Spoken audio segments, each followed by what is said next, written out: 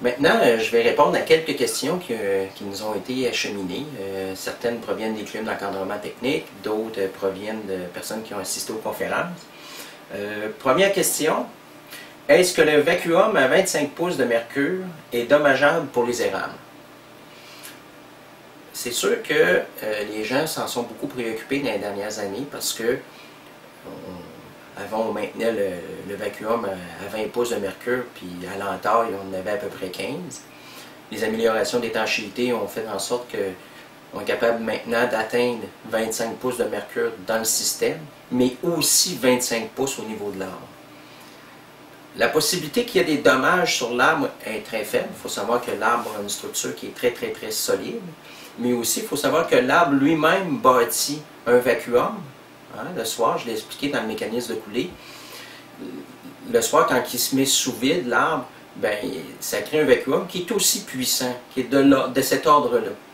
Donc, pour l'instant, il n'y a absolument pas rien qui peut nous indiquer que le vide à 25 pouces de mercure serait dommageable pour les arbres. Autre question, quelles sont les conséquences de concentrer à haut degré Brix la sève? Ben, les conséquences, je l'ai expliqué tantôt. Évidemment, les conséquences sont multiples de trop concentrer la sève. Première des choses, pour le développement des saveurs, je l'ai dit, on bout beaucoup moins longtemps la sève, puis on a moins le temps de développer les saveurs. Mais aussi, il faut savoir que l'économie de carburant, je l'ai montré tantôt, entre 18 et 25 Brix, c'est seulement 5 %. Là. On va sauver 5 % seulement de carburant, mais en contrepartie, on pousse la machine, la membrane et la machine elle-même au maximum. Parce que moi, j'ai déjà eu une rencontre avec les gens de Fimtech, des fabricants de membranes, puis eux, ils sont restés surpris de savoir qu'on pouvait concentrer à 25 parce que eux, dans leur tête, la membrane était faite pour concentrer à 18-20.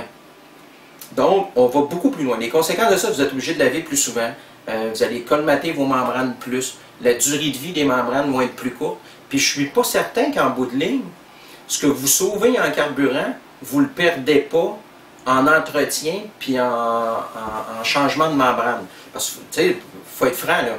Quelqu'un qui dépense 10 000 $ de carburant pour bouillir sa sève à 18, bien, il sauverait seulement 5 % de 10 000 $, il sauverait 5 %, il sauverait seulement 250 $ à faire bouillir à 18. Donc, le 250 $, moi, je suis convaincu qu'il le perd en lavage et en entretien de membrane. Mais en plus de ça, il augmente ses possibilités d'avoir des défauts de saveur, puis il va être pénalisé bien plus que 250 $ pour une saison. Moi, je pense qu'actuellement, on devrait se dire, on a un équipement qui nous permet de concentrer à 18, on l'utilise à 18, on est heureux, on va chercher comme l'optimal d'économie d'énergie, puis du coup, on sauve du carburant énormément par rapport à 8 %, mais on maintient quand même des conditions d'utilisation de la sève qui vont nous aider à mieux développer les saveurs. Autre question, dans un autre ordre d'idée, quel est le meilleur moment pour entailler? Ça, c'est une grosse question. Dans le livre qu'on a écrit, il y a un chapitre complet sur l'entaillage. Okay? Ici, je me trouve à avoir 3 questions d'entaillage qui ont été envoyées. Quel est le meilleur moment pour entailler? Quelles sont les conséquences d'entailler tôt? Okay? Puis, quelles sont les conséquences d'entailler profond? Tout est répondu dans le livre. Je vous conseille d'aller le lire plus en détail, mais il faut savoir, la date d'entaillage, plus je vais entailler proche de la coulée, moins l'entaille va sécher, puis plus la coulée va être abondante et sucrée. Il faut savoir que plus j'entaille tôt, plus le bois qui est jeune, autrement dit les anneaux le plus proches de l'écorce, vont se fermer, parce que ces anneaux-là sont plus vivants que ceux qui sont au fond de l'entaille. Donc plus ces anneaux-là, ils vont bien couler, donc la partie la plus sucrée de la sève se trouve en périphérie du bois. Donc, évidemment, il faut entailler tôt, mais il ne faudrait pas perdre les premières coulées. Il n'y a pas beaucoup d'informations par rapport à ça, les projets de recherche sont un peu divergents, les protocoles sont difficiles à faire par rapport à ces projets-là, mais ce qu'on sait, c'est que dans les projets qu'on avait fait quand j'étais au centre à serre, pour une saison, entre entailler en janvier, puis perdre 2 semaines de coulée, on avait récolté exactement la même chose. Ça vient montrer que la date idéale, c'est de ne pas perdre de coulée, mais il ne faut pas être trop d'avance non plus parce qu'on pénalise la coulée, mais c'est surtout qu'on pénalise la coulée du bon sirop. Parce qu'en entaillant tôt, je vais m'assurer de ramasser le premier sirop qui ne coûte pas grand-chose, tandis qu'en entaillant plus tard, c'est mon pic de coulée qui va être plus abondant. Ensuite de ça, la profondeur d'entaille.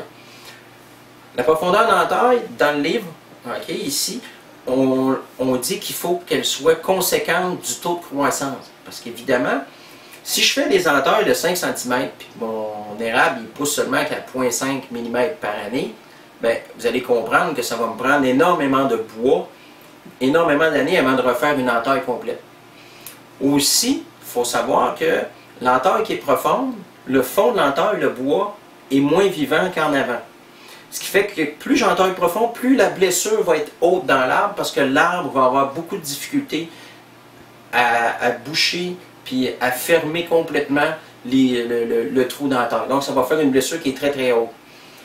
Ensuite de ça, la profondeur d'entaille, bien, évidemment, plus j'entaille profond, plus je vais récolter de sève. Ça c'est clair, les projets sont toujours clairs sur ça, mais c'est pas j'entaille 2 fois plus profond, je vais récolter 2 fois plus de sève. Je vais récolter un petit peu plus de sève, jamais 2 fois plus, mais je vais pénaliser mes rendements futurs parce que je vais avoir des plus grosses blessures.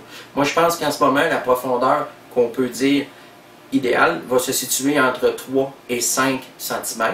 5 si on a une érablière qui pousse vite, 3 si elle pousse lentement. Autre question, quelles sont les conséquences d'avoir des maîtres lignes à contre-niveau? Là, le contre-niveau, puis je vais vous parler pas juste du contre-niveau. En fait, si mes maîtres lignes sont plus bas que la zone où je veux ramasser, bien évidemment, je crée mon vacuum. Du vacuum, ça n'amène pas l'eau. Ce n'est pas le vacuum qui amène l'eau en réalité. L'eau doit s'emmener à gravité. Il faut toujours que notre système soit gravitaire. Tout le temps, tout le temps, tout le temps. Puis, si à un moment donné, vous avez des loupes, hein, vous avez une petite loupe à l'intérieur de votre tuyau, vous pouvez être certain que vous pénalisez le rendement énormément. Parce que quand j'ai une loupe, qu'est-ce qui se passe? Quand j'ai une loupe dans mon tuyau, ce qui se passe, c'est que là, le vide passe. À un moment donné, mon tuyau se remplit d'eau. Il n'y a plus de vide. Puis, quand il n'y a plus de vide, qu'est-ce qui se passe? Je vous montre un exemple, c'est que, admettons que j'ai moins 25 à mon arbre. Je suis dans l'arbre. Mon trou est là. Mon arbre, lui, il se met à moins 25 autour de l'entaille. Si je perds le vide va tomber. Donc, l'arbre va être plus sous vide que le reste du tuyau, fait que la sève remonte dans l'arbre. Puis, des fois, ça fait ça toute la journée. Mais, quand ça remonte, je perds du rendement parce que ça va me prendre 2, 3, 4, 5, des fois 40, 60 secondes avant que ça recommence à couler de l'autre côté. Donc, je perds de la coulée. Je perds énormément de coulée parce que la sève est revenue dans l'arbre. Ce qui est important dans le système de récolte, c'est que vous installez au relâcheur. Puis au relâcheur, quand vous voyez que ça rentre par vague, hein, vous savez de quoi je parle, tout le monde en a un peu, la sève rentre, puis là, il n'en rentre plus. Ça rentre plus. Bien, ça veut dire que j'ai des loupes dans les tuyaux. Puis ça veut dire que je peux perdre jusqu'à 30% de récolte sur ces collecteurs-là. Donc, vous allez dans le bois, vous remettez les niveaux comme il faut. Il ne faut pas qu'il y ait de loupe à l'intérieur du système de récolte. Quelles sont les conséquences des injecteurs d'air? J'en ai parlé énormément dans la conférence.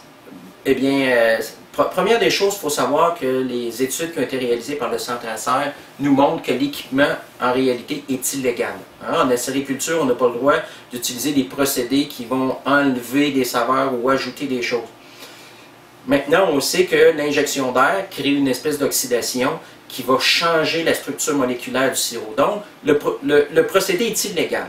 Mais en plus d'être illégal, vous avez vu, il va mener à avoir plus de défauts de saveur, puis moins de sirop avec le bon goût d'érable. Parce que le fait d'injecter l'air va nous donner un goût qui goûte plus la vanille et la guimauve. Donc, l'équipement est à éviter. Je pense que le lavage, hein, c'est sûr que c'est moins le fun que de faire de l'injection d'air, mais le lavage des tôles demeure la meilleure façon de contrôler le développement de couleur et de goût de brûlé.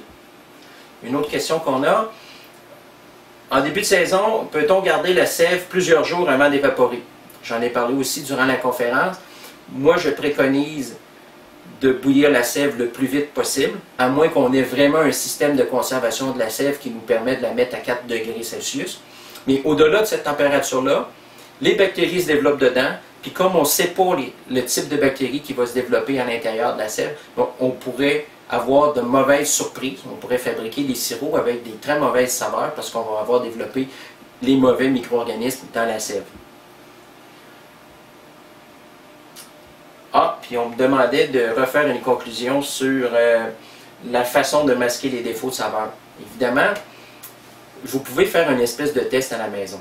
Vous prenez un sirop que vous avez un défaut de saveur dedans. Rediluez-le un petit peu.